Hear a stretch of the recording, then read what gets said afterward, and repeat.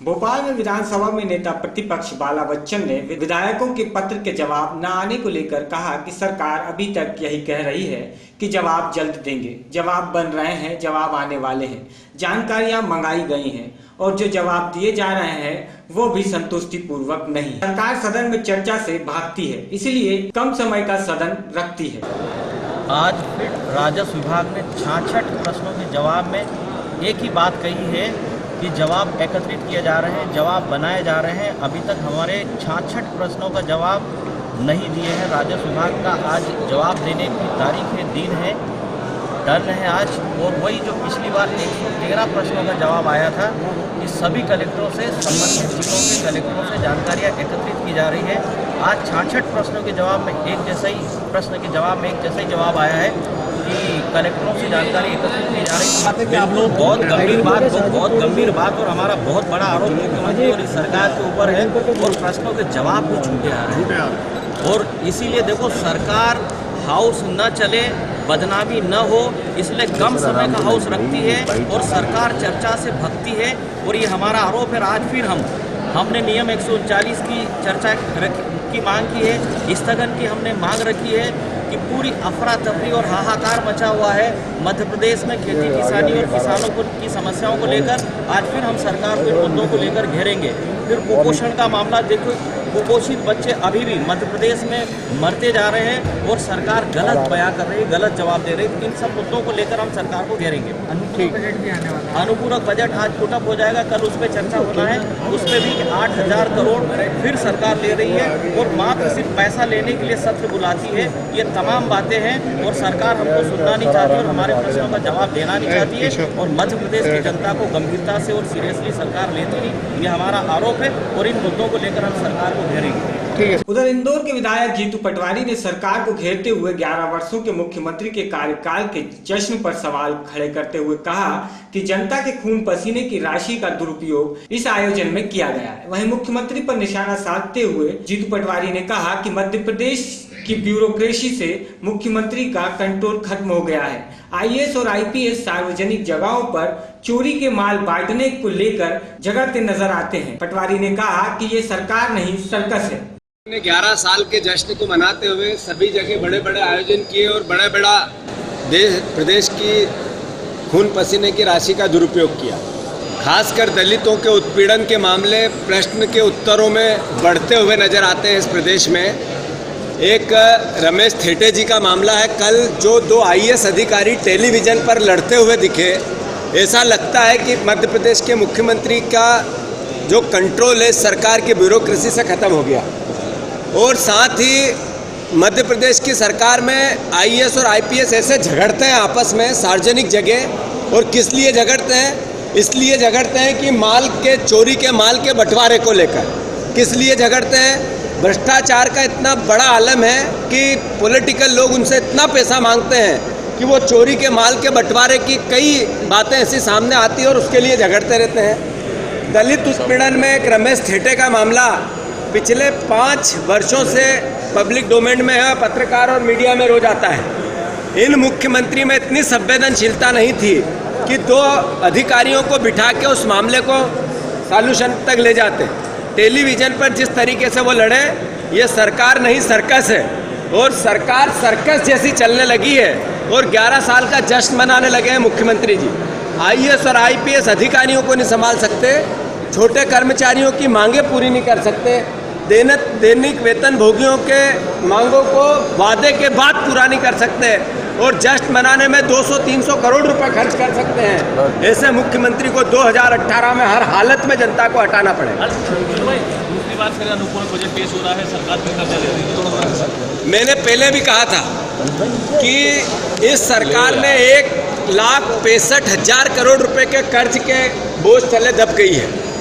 हर व्यक्ति पर 20,000 से ऊपर का कर्जा इस सरकार ने कर दिया है। मध्य प्रदेश के मुख्यमंत्री उसके बाद भी जश्न मनाने में लगे हैं। जहाँ तक अनुपूरक बजट की बात है, दिवालियापन की कगार पे खड़ी ये सरकार मध्य प्रदेश को जिस तरीके से गर्त में ले जा रही है, इनको अगली बार आना नहीं है। जितना दोहन, जितना भ्रष्टाचार, जितना करप्शन कर सकते हैं उसमें पूरी सरकार लगी और मुख्यमंत्री उसका रहनुमाई कर रहे हैं। इसका आरोप कांग्रेस पार्टी मांग करती है श्वेत पत्र लाना चाहिए सदन के अंदर आर्थिक स्थिति को लेकर। भोपाल से राजेंद्र सिंह जादौन की रिपोर्ट। नोटबंदी पर आज सदन में हुई चर्चा के दौरान विपक्ष और सत्ता पक्ष ने एक दूसरे पर तीखे आरोप मढ़े। प्रभारी नेता प्रतिपक्ष बाला बच्चन का कहना था कि उन्होंने आरोप लगाया है कि नोटबंदी से प्रदेश में त्राही त्राही मची हुई है, हर वर्ग परेशान है। प्रदेश के कई इलाकों में अब तक 50% भी बोनी नहीं हो पाई है। किसानों से जले हुए ट्रांसफार्मर भी नहीं बदले जा रहे हैं। सरकारी बैंकों पर लगी रोक के चलते किसान बीज और खाद के लिए मोहताज हो गया है। बच्चन ने कहा कि किसानों को इस साल 15,000 करोड़ का कर्ज देना था, पर वहां सरकार अब तक आधा कर्ज दे पाई है। उन्होंने कहा कि पिछले साल 2400 किसानों ने आत्महत्या की थी। इस साल फरवरी से अप्रैल 16 तक 561 किसान आत्महत्या कर चुके हैं। मेरा यहाँ सरकार से ही कहना है, मेरा आरोप है सरकार के ऊपर, जब अभी तक कलेक्टरों से प्रश्नों की जानकारी नहीं मिल पा रही हम विधायकों की, तो फसल बीमा का क्या काम हुआ होगा। राहत राशि जो जिससे किसान सफर कर रहे हैं, ओलावृष्टि अतिवृष्टि सूखा कई जगह पड़ा है, जो राहत राशि क्या मिली इस बात से हम लोग अनुमान लगा सकते हैं। और सरकार कितनी बुरी तरह से असफल और फेल होती जा रही है और कितनी लापरवाह बनी हुई है, जो किसानों के मुद्दों को ध्यान नहीं दे रही है। गोविंद सिंह जी ने भी कल ये सवाल लगाया था कि प्रश्नों के जवाब नहीं आते हैं, तो ये तो बड़ी गंभीर बात। भोपाल से राजेंद्र सिंह जादौन की रिपोर्ट। बैरागढ़ में आदर्श मार्ग बनाने का काम शुरू कर दिया गया। आज नगर निगम ने अतिक्रमण हटाने का काम शुरू किया। इसमें मकान, दुकान और जो अतिक्रमण के तहत आती थी उसे तोड़ दिया गया। यहाँ तक कि उस दुकान को भी तोड़ दिया गया जिसको स्वयं मुख्यमंत्री शिवराज सिंह चौहान ने आवंटित किया था और उसका शुभारंभ किया। जहाँ विकलांग चिल्लाता रह गया कि साहब मेरी दुकान मत तोड़िए, लेकिन नगर निगम अधिकारियों ने यह सारी दुकानें तोड़ दी। अतिक्रमण पूरे बैरागढ़ में से हटाया जाएगा। आज बस स्टैंड क्षेत्र से अतिक्रमण हटाया गया। देनी चाहिए, उसके बाद हटाना चाहिए। तो अलॉटमेंट की अतिक्रमण तो है नहीं, अतिक्रमण होता समझते, पर अलॉटमेंट किया हुआ तो पहले व्यवस्था देनी चाहिए, उसके बाद हटा देते। हमें आपत्ति कोई आपत्ति नहीं नगर निगम से। यहाँ तो व्यवस्था नहीं दी है, कोई व्यवस्था कुछ भी नहीं, हटवाओ, सीधा हटवाओ। अलॉटमेंट ना होता समझ में आता था कि अलॉटमेंट किया हुआ है। मुख्यमंत्री शिवराज सिंह द्वारा खुद धराए थे और लेके गए थे। क्या मांग क्या करते हो आप? अलॉटमेंट रोजगार के लिए छोटी जगह ही 80 वर्ग फीट की, ज़्यादा तो है नहीं। अलॉटमेंट छोटी वर्ग फीट देते, उसके बाद हटवा देते। युवा नेता सर, जिस तरह की आज टूट फूट हो रही है, इसके लिए कांग्रेस पार्टी कुछ समर्थन करेगी? जिन गरीबों का दुकान टूटी है उनके लिए। नहीं, देखिए, हम कांग्रेस पार्टी विकास का विरोधी नहीं है।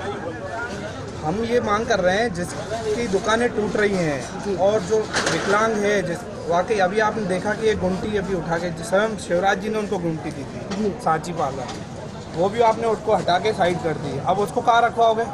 दूसरी बात, जिन गरीबों का दुकान टूट रहा है उसको आप मुआवजा दीजिए। हमारा सबसे बड़ा कहना ये है कि कांग्रेस पार्टी विकास के विरोधी नहीं है, लेकिन कांग्रेस पार्टी सरकार का इसलिए विरोध कर रही है ताकि उन गरीबों को मुआवजा दिया जाए, जिनकी दुकानें टूट रही है, जिनकी रोजी रोटी चली उससे रही है, उसका मुआवजा दिया। आदर्श मार्ग बनना चाहिए।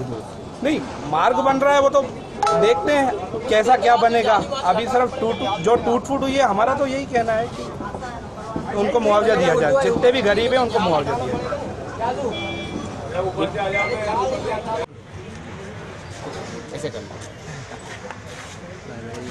जी सर, सर क्या प्लान है, किस तरीके से इस आदर्श मार्ग को बनाने की योजना है? प्रेमचंद नानी मार्ग जो है बहुत पहले से चिन्हित है, जैसे आदर्श मार्ग, जिसमें रोड सेक्टर डिवाइडर है और रोड की चौड़ी करने की योजना है, जिसमें जो पहले से चिन्हित अतिक्रमण है वो हटाने की आज कार्रवाई है।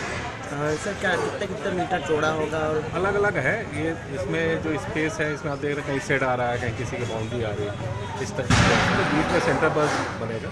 सर, कुछ लोगों का कहना है, जैसे वो चाय वाले का, कि उसे कुछ बताया नहीं गया था और उसकी दुकानें टूट गई है। नहीं, 2 दिन से लगातार तो अनाउंसमेंट हो रहा है। जी जी। और सभी को पहले भी नोटिस दिए जाए। जी जी, उसका ये कहना था कि मैंने ये डिमांड बताया था कि अगर ये बिजली का खंभा हट जाता तो मैं अपनी चाय की दुकान भी हटा लूँगा, बेचारे की पूरा सामान।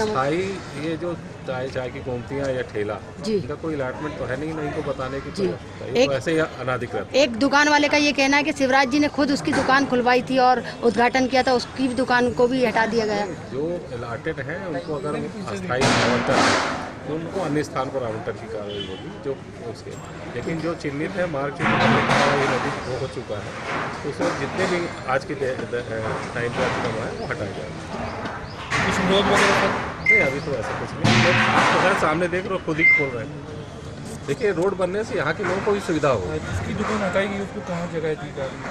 नहीं, ये तो अतिक्रमण के आ रहे हैं, देने का प्रश्न नहीं उठता। जैसे जो आप अलॉटमेंट की बात करें, अलॉटमेंट अगर उनका है तो कहीं तो अन्य स्थान पर आवंटित। पैरागढ़ से कैमरामैन शक्ति भारती के साथ संजना प्रियानी की रिपोर्ट। बुंदेलखंड का सूखे का गढ़ कहा जाता है। यह वही बुंदेलखंड है जहां की परंपराएं अनोखी और अनूठी हैं। इस क्षेत्र का जनपद महोबा अपनी अनोखी परंपराओं के लिए चर्चित रहा है।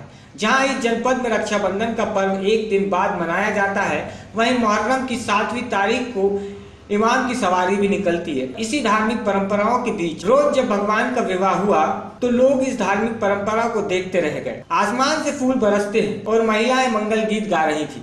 मौका था भगवान की शादी का। सुनकर आश्चर्य होगा, पर यह अनूठा विवाह भक्तों की आस्था की तस्वीर पेश कर रहा है। भारतीय संस्कृति अपने आप में अनूठी है और बुंदेलखंड की परंपराएं भी कुछ खास हैं। इन्हें लोग आज भी जीवंत रखते हैं।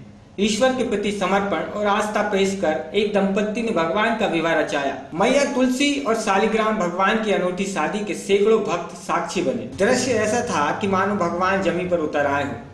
धूमधाम से फूलों की बारिश के बीच भगवान की शादी हुई और तुलसी जी की विदा के दौरान सैकड़ों आंखों में आंसू झलक उठे। विवाह गीत गाते हुए महिलाएं इस धार्मिक आयोजन में शामिल हुई और पूर्ण लाभ भी प्राप्त किया। वैसे तो बुंदेलखंड में तुलसी जी के विवाह की परंपरा कार्तिक मास में करने की है। कार्तिक स्नान करने वाली महिलाएं इनका विवाह कराती हैं, लेकिन मुख्यालय के भटियारापुरा निवासी राजकुमार बुदोलिया व उनकी पत्नी शशि ने भगवान की अनूठी शादी कर आस्था पेश की है, जिसके साक्षी सैकड़ों लोग बने। बकोल राम कुमार बुदोलिया शादी के 16 साल बाद भी उनके संतान नहीं हुई। कुछ सालों पहले उन्हें तुलसी शालिग्राम का विवाह कराने का सपना आया था। उसी साल उन्होंने विवाह कराया था और पुत्र रत्न की प्राप्ति हुई। इसी के चलते उन्होंने एक बार फिर विवाह धूमधाम से संपन्न कराया। इस शालिग्राम तुलसी शादी की तैयारियां 4 महीने पहले से चल रही हैं। बारात शालिग्राम जी की छतरपुर से हमारे यहाँ आई। यहाँ पर पुरानी संस्कृति रीति रिवाज से यह शादी की गई है। पहले की जो संस्कृति थी उसको सदा के लिए कायम रहे। शादी को लेके 3 से 5 लाख के बीच में खर्चा होता। इस कार्यक्रम से हम ये संदेश देना चाहते हैं प्रति की ये पुरानी प्रथा को जागृत रहे और तुलसी माता और शालिग्राम सबकी मनोकामना पूर्ण करें। मेरी 16 साल से गोद सुनी पड़ी थी, तो एक मतलब बूढ़े भगत जी थे, उनने कहा कि बेटा तुम किसी लड़की का कन्यादान ले लो, पर ऐसी कोई गरीब लड़की नहीं हमको मिली कि जिसका हम कन्यादान ले सके और मतलब कन्यादान लेके उसके पुण्य का लाभ प्राप्त कर सके। तो फिर उन्होंने कहा ऐसा करो तुलसी मैया की शादी कर लो, वो सबसे लाख गुना अच्छी है। तुलसा माई तुलसा आप तुलसा काटे जन्म के पाप। यदि कोई गलती होती भी है बूढ़े बुजुर्गों से तो तुलसी मैया की शादी से उसका निवारण हो जाता है और आपकी गोद भर जाएगी। तो मैंने पर साल शादी की थी और माता से प्रार्थना की थी कि यदि मेरी गोद भर जाएगी तो अगली साल आपकी फिर से शादी रचाऊंगी। माता ने मेरी 1 साल की अंदर इच्छाएं पूरी कर दी। देखिए सर, यहाँ पर तैयारियाँ बहुत जोर शोर से चल रही हैं।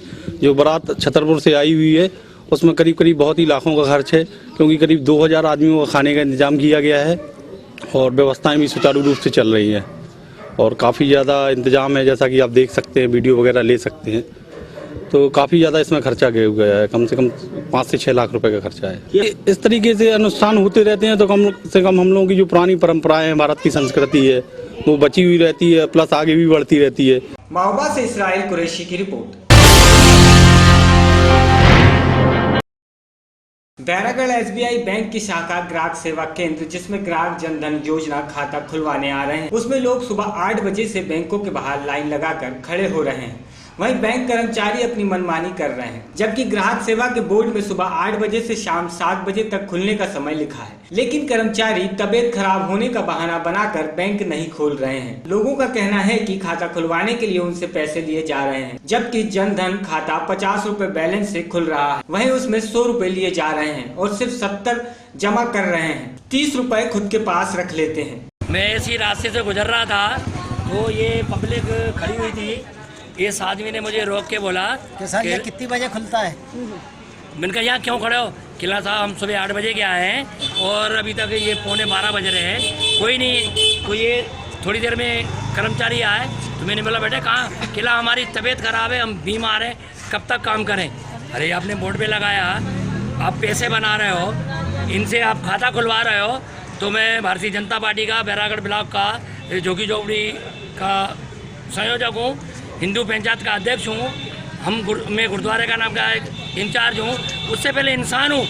ये गरीब मोदी की सरकार में, शिवराज जी की सरकार में ये मारे फिरे ऐसे कर्मचारी, ऐसे दलाल, इनका जो बेनिफिट है नहीं दे पा रहे हैं। 100 रुपये लेकर खाता खोल लें, 30 रुपये खाते में डाल लें, 70 कहाँ जा रहे हैं कोई बताने को तैयार नहीं है।